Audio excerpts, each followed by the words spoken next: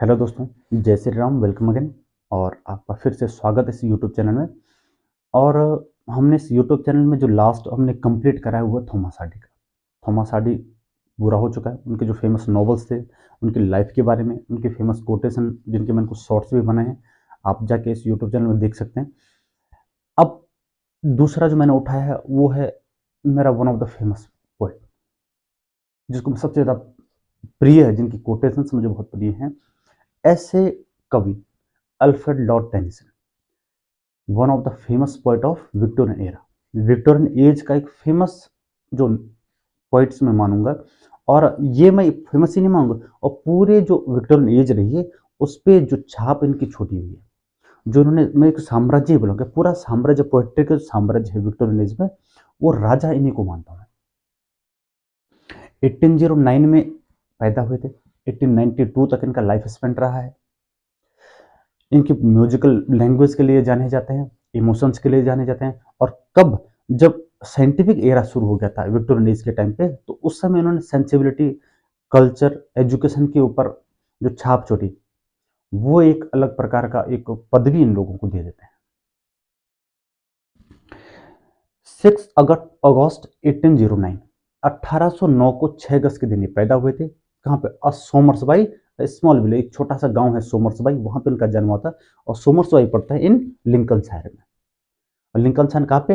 England में पड़ता है। ठीक है। In Somersby small village in Lincolnshire England, जहाँ पे इनका जन्म हुआ था। और इनके जो फादर थे जॉर्ज क्लेटन टेनिसन, ये एक रेक्टर थे, एक क्लर्जीमैन थे, a man of great learning. पढ़ने की, सीखने की बहुत ज़्यादा इनमें जिज्ञासा थी इनके फादर में। बट क्या था? Suffered from alcoholism and mental instability. Alcoholic इनको एक आदत पड़ गई थी, और दूसरा तो मेंटल इंस्टेबिलिटी, एक मानसिक अस्थिरता की जो बीमारी थी, उससे ग्रसित थे इनके फादर। उसके बाद भी क्या हुआ कि इतना ये सब कंडीशन होने के बाद भी इनको एक डिसेंडेंट के तौर पे, इनको जो ये पूर्वजों से उनको एक चीज़ मिली है, एजुकेशन के प्रति, कल्चर के प्रति, संस्कृति के प्रति, सभ्यता के प्रति, इन लोगों का जो फैमिली रही है, टेनिसन जो फैमिली रही है, इस चीज़ के लिए जानी जाती है। तो इनको ये जो पोएट्री थी, इनके लिए कोई नई बात नहीं थी। क्यों? क्योंकि उनको फैमिली से ही ये चीज़ मिली है, देन मिली है, तो जिसको उन्होंने आगे बढ़ाया। और आगे नहीं बढ़ाया, बहुत अच्छे ढंग से उन्होंने इस चीज़ को, इस चीज़ के ऊपर कार्य किया। इनकी जो माँ थी एलिजाबेथ फेच, इनकी माँ जो फेच थी, और डॉटर ऑफ रेक्टर। इनके जो नाना जी थे, इनके माँ के जो फादर थे, वो भी एक रेक्टर ही, एक क्लर्जीमैन थे। दूसरा, Tennyson was the fourth of 12 children of his parents. और इनके माता पिता किसके? जॉर्ज के, एलिजाबेथ के। इनके 12 बच्चे थे, और 12 बच्चे में चौथे नंबर के थे Alfred Lord Tennyson. Despite financial difficulties and tense home environment. अब घर में क्या था? एक तो फाइनेंशियल, आर्थिक तंगी का समय था, और दूसरा क्या था? Tense home environment. और कैसा था कि हमेशा टेंशन का माहौल बना रहता था। कारण क्या था? क्योंकि मेंटल इंस्टेबिलिटी एंड एल्कोहलिज्म जो सफर कर रहे थे इनके फादर, इस कारण से यहाँ पे टेंस की, हमेशा टेंशन की जो इन्वायरमेंट क्रिएट रहता था। बट ठीक है, उसके बाद भी Tennyson house hold was rich in culture and education. जो Tennyson house, this Tennyson house हो रहा है, जो टेनिसन परिवार रहा है, यहाँ पे क्या? रिच इन कल्चर, ये धनी रहे हैं। किसके मामले? कल्चर माने सभ्यता के बारे में, संस्कृति के बारे में, एंड अबाउट एजुकेशन, शिक्षा के बारे में। तो शिक्षा और कल्चर के उस पर ऊपर जो है, ये जो इन्वायरमेंट रहा है, किस चीज़ का? फाइनेंशियल का और टेंस का, इसका उस पर कोई फर्क नहीं पड़ा फैमिली पे। यही नहीं, इनके जो भाई हैं, इनके जो बड़े भाई हैं, इनके जो छोटे रहे, सब कहीं ना कहीं इन लोगों ने एजुकेशन के मामले, कल्चर के मामले में, या किसी भी एक ओहदे के बारे में, ये लोग हमेशा आगे रहे। दूसरा, अब इनके एजुकेशन की बातें करते हैं।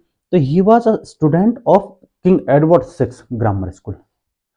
किंग एडवर्ड सिक्स जो ग्रामर स्कूल था, लॉथ में पड़ता है। फ्रॉम 1816 टू 1820, 1816 से लेकर 1820 तक उस ग्रामर स्कूल में पढ़े।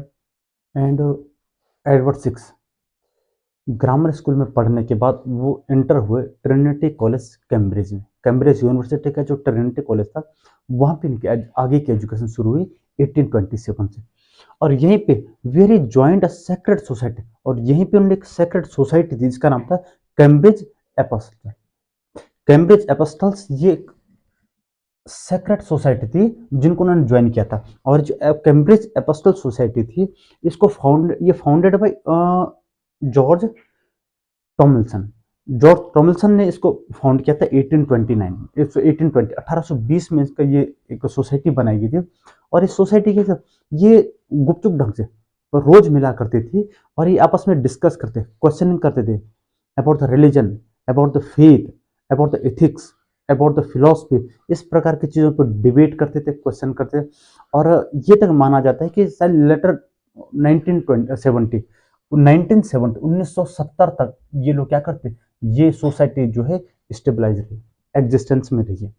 उसके बाद 1970 के बाद ये लगभग पतन की ओर चली गई। लेकिन 1970 तक जो है ये कैम्ब्रिज एपोस्टल्स थी, ठीक है, ये सोसाइटी एग्जिस्टेंस में रही, अस्तित्व में रही। और इस प्रकार से जितने भी इसके जो मेंबर थे वो मिला करते थे आपस में और डिबेट करते थे, क्वेश्चनिंग अबाउट द फिलोसफी के ऊपर डिबेट करना, या एथिक्स के ऊपर डिबेट करना, क्वेश्चन करना, शॉर्ट क्वेश्चन वगैरह करना, या रिलीजन के ऊपर क्वेश्चन करना, एजुकेशन के बारे में, मॉडर्नाइजेशन के बारे में जो ये लोग बातें करते थे, ये सोसाइटी की विशेषता थी। तो कई बार पूछा जाता है कि who was the member of Cambridge apostles, तो उसमें ऑप्शन दिए जाते हैं, तो आप बिल्कुल अल्फ्रेड लॉर्ड टेनिसन को टिक कर सकते हैं। उसके बाद एट कैम्ब्रिज, और यही कैम्ब्रिज में ही मेट आर्थर हेनरी हेलम। अब AHH आर्थर हेनरी हेलम, ये तो बहुत ही प्रोमिनेंट फिगर है। क्यों? इस दृष्टि से नहीं, अल्फ्रेड लॉर्ड टेनिसन की दृष्टि से, क्योंकि यही आर्थर हेनरी हेलम था जिनके ऊपर अपने एक एलिजी लिखी इन मेमोरियम। एंड वहीं पे उनका एक दोस्त दूसरा था, विलियम हेनरी बुकफील्ड। ये दो उनके दोस्त थे जो सबसे क्लोजेस्ट रहे, लेकिन इनमें हेलम जो थे वो ज्यादा उनके क्लोज रहे हैं। His first publication poems by two brothers 1827 1827 में उनके सबसे पहला जो पोएम का पब्लिकेशन आता है, जब वो बहुत अर्ली एज में थे, पोएम्स बाय टू ब्रदर्स। और ये जो पब्लिकेशन था ये पब्लिश हुआ था, जिसमें इनके ज्वाइंटली एक वेंचर था दो भाइयों का, brothers of Charles and Frederick. Charles Tennyson का और फ्रेडरिक टेनिसन, ये दो भाई थे। और तीसरे थे अल्फ्रेड लॉर्ड टेनिसन। तीन भाइयों का ज्वाइंटली वेंचर था, तो इसमें टू ब्रदर्स के नाम से इसको पब्लिश कराया गया था। इन 1829 1829 ईस्वी में Tennyson was awarded the chancellor gold medal. और यहीं पे कैम्ब्रिज में उनको चांसलर गोल्ड मेडल एक अवार्ड दिया गया था। किसके लिए? For his Timbuktu.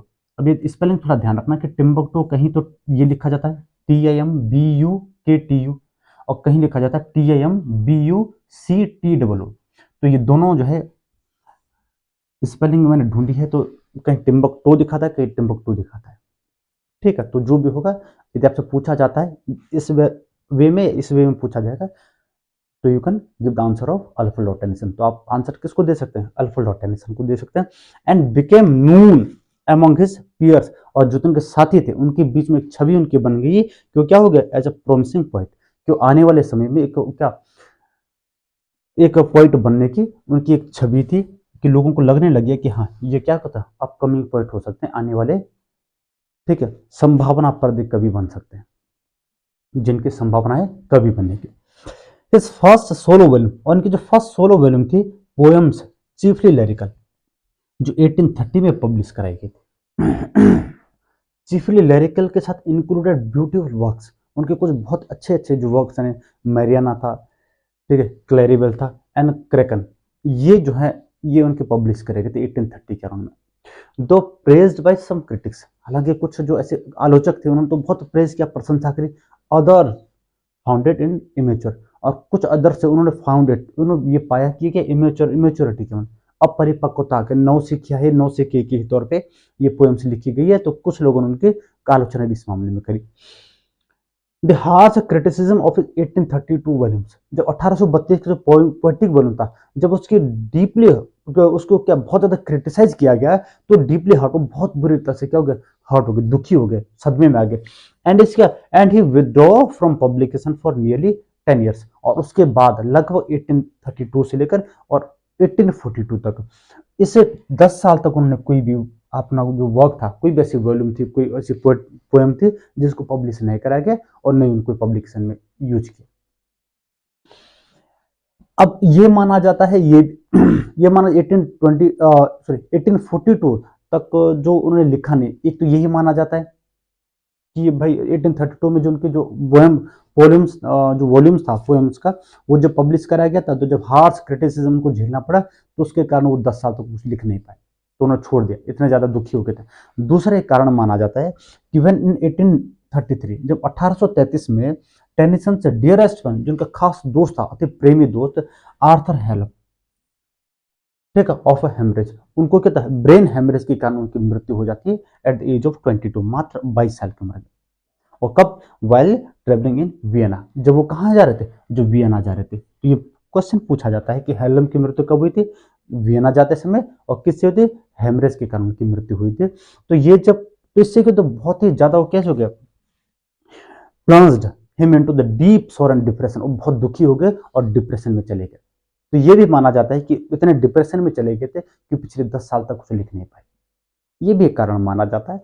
कई जगह ये भी कारण है, और कई जगह ये कारण माना जाता है कि 1832 का जो वॉल्यूम था, पोएटिक वॉल्यूम था, जब उसके क्रिटिसिज्म उनको झेलनी पड़ी, तो उसके कारण कुछ लिख नहीं पाए। कुछ का ये मानना था कि 1833 में उनका जो दोस्त था हेलम, जब उनकी मृत्यु हो जाती है, तो इतने डिप्रेशन में चले जाते हैं कि वो 1842 तक कुछ लिख नहीं पाते, मतलब को पब्लिश नहीं, लिखते तो हैं लेकिन पब्लिश नहीं करा पाते हैं। हाँ, 1842 में कम बैक करते हैं, और किसके तौर पर, एक डोमिनेंट पोएट के तौर पर वापस क्या सोसाइटी में, किसके, पोएटिक सोसाइटी में उनकी एंट्री होती है। लेकिन क्या हो गया, डिप्रेशन में तो चले गए हेलन की मृत्यु के बाद, but it also became the emotional foundation for its great work. लेकिन उनके जो बहुत महान आगे के जो कार्य रहे, इसके बाद के जो वर्क्स हैं, उनमें जो डीपली इमोशन था, जो भाव थे, वो इसी मृत्यु के कारण इन्हीं चीजों से उनको मिला। ठीक है, इन मेमोरियम AHH, जो इन मेमोरियम लिखी थी आर्थर हेनरी हेलम के तौर पे, एक एलेजी है, बहुत ही फेमस है। इसी के लोग मेनली और चीफली इसी चीज के लिए जाने जाते हैं, दो ग्रीफ, हालांकि क्या था, एक ग्रीफ है, इनका दुख है जो दिखा रहा है, but he explored questions of faith. लेकिन इन्हीं इसी जो उनका वर्क है इन मेमोरियम, इसमें क्वेश्चन ऑफ फेथ, विश्वास, उसके ऊपर उन्होंने प्रश्न उठाए, ठीक है, doubts and the meaning of life and death, और यहीं पर उन्होंने जीवन और मृत्यु की परिभाषा को समझाया है। अब बात है, him was not only his friend but also engage with his sister Emily. और जो हेनरी हेलम थे, उनके दोस्ती नहीं थे, बल्कि उनकी जो बहन थी एमिली, जो टेनिसन थी, उनके साथ उनका इंगेज भी थी, उनके साथ उनका सगाई भी हुई थी। जब वो समर के टाइम पे जब वहाँ रहने आए थे, तो उस समय उनकी सगाई हो गई थी। तो इस बात से भी वो बहुत ज़्यादा दुखी थे। और एक और दुखी की बात क्या, इन द स्प्रिंग 1831, 1831, ये जो ईयर रहे हैं उनके, मतलब 1830 से लेकर और 1842 तक का, ये क्राइसिस का टाइम रहा, उनके जीवन में विपत्तियों का ही समय रहा है। और स्प्रिंग सीजन में 1831 में हिज फादर डाइड, उनके पिता की मृत्यु हो जाती है, requiring him to leave Cambridge before taking his degree, और वो बिना डिग्री ली हुए, ठीक है, उनको क्या करना, उनको वापस आना पड़ा।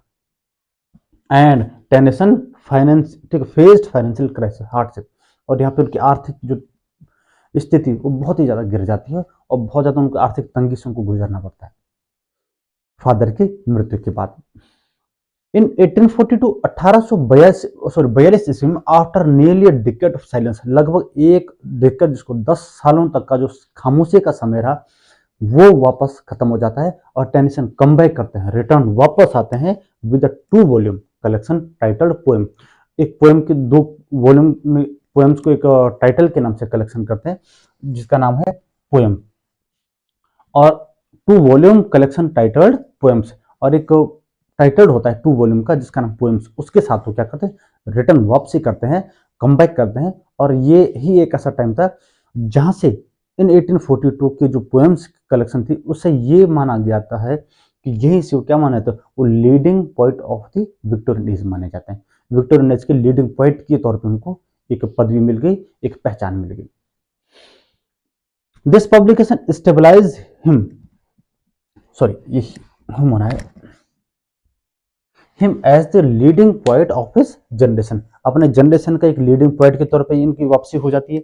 And it included revised version of his earlier works, कुछ पुराने उनके वर्क्स थे जो 1833 से पहले पब्लिश हुए थे, तो जिनको क्रिटिसाइज, उनको बहुत ज़्यादा क्रिटिसिज्म उनको झेलना पड़ा, तो उन्हीं वर्क्स को उन्होंने रिवाइज करा, थोड़ा बहुत तोड़ मोड़ के फिर दोबारा उन्होंने प्रस्तुत करा, एंड न्यू पोएम्स, और कुछ नई नई पोएम्स थे वो उन्होंने इस 1842 के जो पोएटिक वॉल्यूम था इसमें उन्होंने पब्लिश कराया।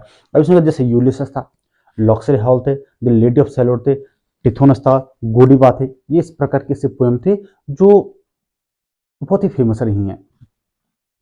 These poems displayed maturity of thought and artistry। इससे पता चल गया कि भाई जो मैच्योरिटी, जिसमें जब शुरू में ये पोएम्स 1832 के अराउंड में हुई थे तो यहाँ पे कई क्रिटिक्स ऐसे मानते थे कि भाई ये इमेच्योर व्यक्ति हैं, इनकी जो पोएम्स है इसमें इमेच्योरिटी का दिखता है कि भाई एक नवजात एक बच्चा होता है, जैसे बहुत एक नौसिखा टाइप का होता है, इस प्रकार की उनकी पोएम्स में दिखने को मिलता है।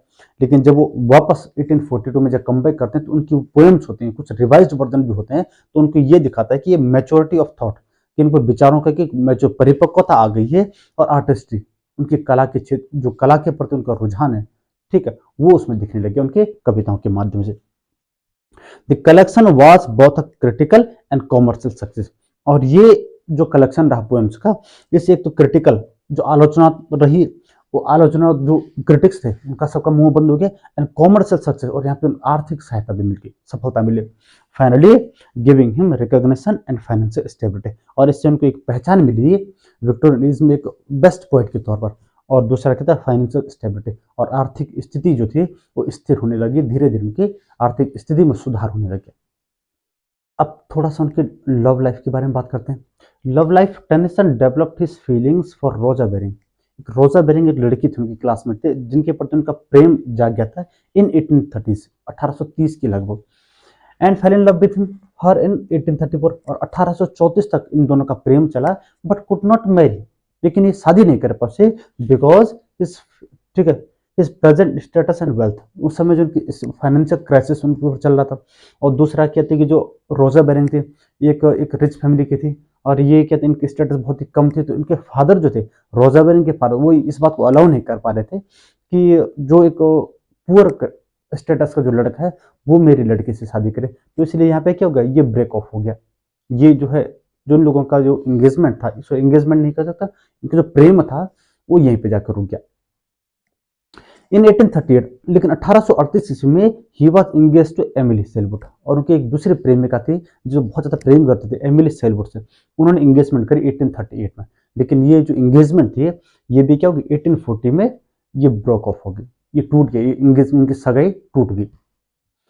इन 1850, 1850 का जो समय रहा है ये इनके जीवन में बहुत ही इंपॉर्टेंट रहा है। 1850 का टाइम पर यहाँ पे तीन चीजें हुई, ठीक है, तीन चीजें क्या हुई, एक तो 1850 पोएट लॉरेट बन गए हैं ग्रेट ब्रिटेन का। दूसरा क्या था कि इनकी इन मेमोरियम जो एक इनका मास्टरपीस माना जाता है वो पब्लिश हुआ।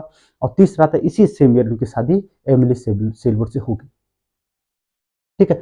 The following the death of the William Wordsworth, और इस साल जब 1850 में 1850 में जब विलियम वर्ड्सवर्थ की जो रोमांटिक पोएट रहते हैं, लेजेंड पोएट हैं, उनकी जब मृत्यु हो जाती है तो उसके बाद टेनिसन वाज अपॉइंटेड, तो उसके बाद लॉर्ड अल्फ्रेड लॉर्ड टेनिसन को अपॉइंट किया जाता है as a poet laureate of Great Britain. Great Britain के पोएट लॉरेट इनको अपॉइंट किया गया, इंग्लैंड की नहीं, ग्रेट ब्रिटेन के, जिसमें अंतर्गत आयरलैंड भी आता है, ठीक है, स्कॉटलैंड भी आता है। तो इन तीनों जो हैं, तो इनका क्या था, पोएट लॉरेट किसको चुना जाता है, टेनिसन को चुना जाता है। और कब तक बने रहते हैं, टिल 1892, 1892 तक, जब उनकी मृत्यु हो जाती है तब तक ये पोएट लॉरेट बने रहते हैं। और सबसे ज्यादा क्या था, opposition he held for 42 years, 42 साल तक ये पोएट लॉरेट रहे हैं, longer than any other poet. वो किसी दूसरे पोएट से, किसी भी दूसरे कवि से सब ज्यादा कार्यकाल इनका रहा एज अ पोएट लॉरेट के तौर पर। The same year he married Emily Sellwood, और इनकी जो स्वीट हार्ट थी, इनकी जो प्रेमिका थी एमिली सेलवुड से इनकी शादी हो जाती है। देयर मैरिज वाज हैप्पी, और इनकी जो शादी वो कैसे, हैप्पी एंड हार्मोनियस, बहुत ही सुखद इनकी विवाह चलता है।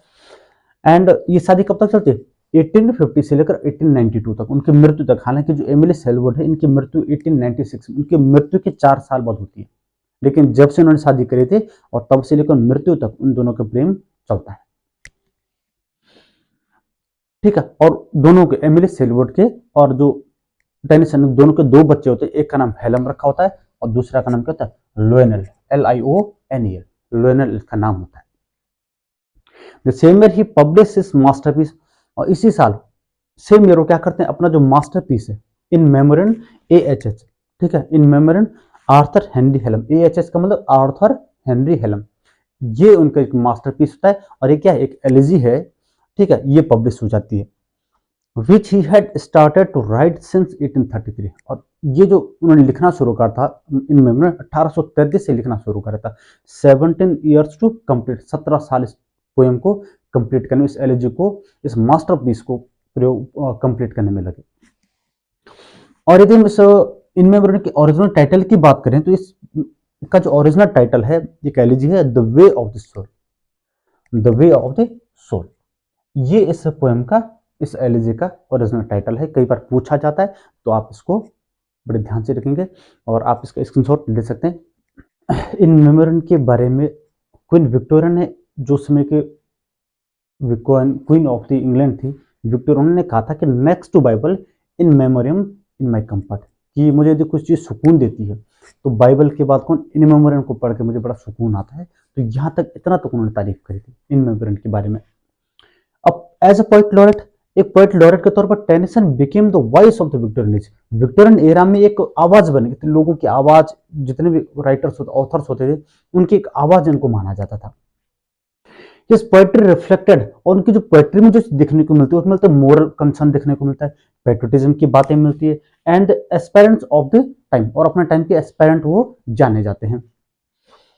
और उन्होंने लिखा था ये ode, his ode on the death of the Duke of Wellington, ये उन्होंने 1852 में जो पब्लिश किया गया था ये था, and the charge of the light brigade, ठीक है, 1854 में, is celebrated national heroes and British valour, ये दोनों जो वर्क है उनके, क्या, the ode on the death of the Duke of Wellington और the charge of the light brigade, ये दोनों क्या, ये दोनों जो उनके वर्क्स हैं वो नेशनल हीरोज या ब्रिटिश वेलर के ऊपर, जो ब्रिटिश जो योद्धाओं था उनकी वीरता के लिए, और जो नेशनल हीरोज थे जो देश के लिए जिन्होंने लोगों अपने जीवन को बलिदान दिया था, या देश के ऐसे नागरिक, ठीक है, उनके बारे में था। तो ये क्या था, ये दोनों जो उनके वर्क हैं ये पेट्रोटिज्म बेस है, देशभक्ति के आधार पर ये दोनों कविताएं लिखी गई है।